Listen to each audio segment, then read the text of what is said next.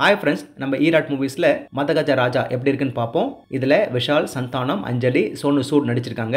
இந்த படம் 2013 ரிலீஸ் ஆக வேண்டியதாக இருந்தாலும் ஒதுக்கி தள்ள முடியாதபடி இருக்கிற விஷயங்களை தான் பார்க்க போகிறோம். ஃப்ரெண்ட்ஸோட பிரச்சனையை ஹீரோ தம் பிரச்சனையை நினச்சி அதை தீர்க்கிறது தான் இந்த படத்தோட ஒன்லைன். இப்போ கொஞ்சம் விரிவாக கதையை பார்ப்போம். விஷால் ஸ்கூல் மாஸ்டர் பெண்ணோட வெட்டிங்கில் தன் 3 சின்ன வயசு ஃப்ரெண்ட்ஸுங்களை சந்திக்கிறாரு.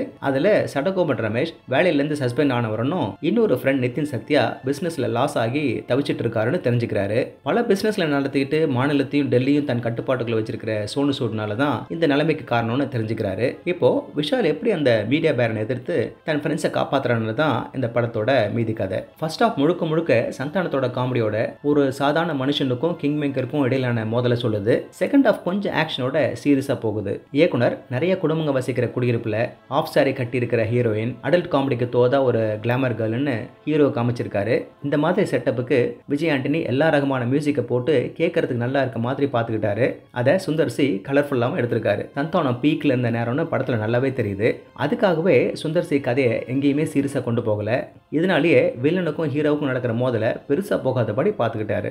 எங்கேயாவது போர் அடிச்சிட்டு போதுன்னு சுந்தர் சி எங்கேஜிங்காகவே கொண்டு போறாரு. அது கூடவே அடிக்கடி காமெடியில் கிச்சு கிச்சு மூட்டுறாரு. ஒரு ஸ்டெப் மேலே போய் செமி அடல்ட் காமெடிக்கும் போறாரு.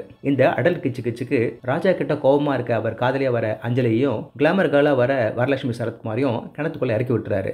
இதுல சந்தானத்தோட ஒன்லைனர்களும் மாமியார் இழுக்கிறதும் கலக்குதுன்னா மறைஞ்ச மனோபாலா சவமா வர சீனுங்க நிச்சயமா சீரியஸா இருக்கவங்களையும் சிரிக்க வச்சிரும். மணிவண்ணனும் ஒரு சீன்ல வந்து நினைக்க வைக்கிறாரு. விஷால் அந்த ஸ்டீல் பாடியோட ஆக்ஷன் ரொமான்ஸ்னு கலக்கிறாரு. இப்படி சொல்லிட்டே போகலாம். இதுல குறையே இல்லையான்னு கேட்டா மாஸ் மசாலா படங்கள்ல குறை லாஜிக்னு தேடக்கூடாது. அதுவும் 12 வருஷத்துக்கு முன்னே எடுத்த படத்துல என்னத்தை தேடுவீங்க? மொத்தத்துல இப்போ ஃபுல் லென்த் காமெடின்னு வந்த படங்களோட இது நல்லாவே சிரிக்க வைக்குது. 2013 எடுத்த படம்னாலும் சில விஷயங்களை தவிர மற்றது நல்லாவே ரிலேட் பண்ணும். படத்துல நாம எதிர்பார்க்குற அத்தனை விஷயங்களுமே கலந்துருக்கிறதுனால மனசு இறுக்கமா இருக்கவங்களும் கொஞ்சம் ட்ரை பண்ணி பார்க்கலாம். நிச்சயமா ஏமாத்தாது. ஓகே ஃப்ரெண்ட்ஸ், இதே போல இன்னொரு சுவாரஸ்யமான பட விமர்சனத்தோட சந்திக்கிறேன். இந்த விமர்சனம் உங்களுக்கு பிடிச்சிருந்துச்சுன்னா உடனடியாக லைக் பண்ணுங்க, ஷேர் பண்ணுங்க. நன்றி.